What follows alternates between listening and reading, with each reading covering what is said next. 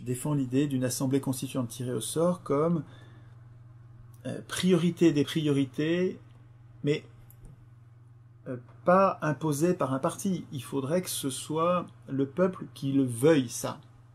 Donc il faut qu'on en parle entre nous.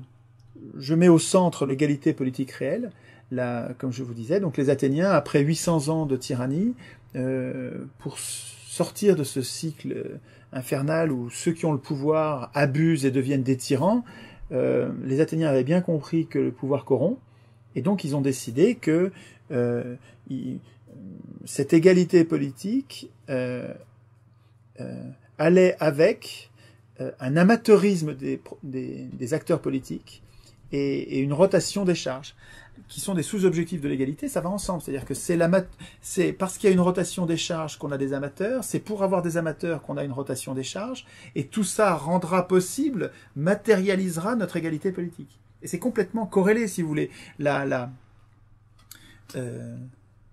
n'y a pas d'égalité possible si on a des professionnels de la politique, si on n'a pas une rotation des charges.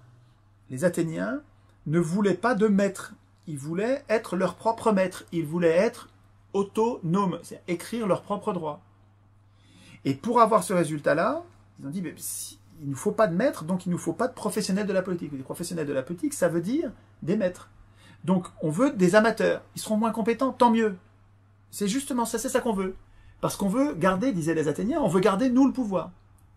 Et pour obtenir cet amateurisme, cette rotation des charges, la procédure idéale, et la seule qui soit possible en fait, peut-être que c'est discutable ça, hein, mais la seule procédure qui permette la rotation des charges rapide et l'amateurisme politique, c'est le tirage au sort.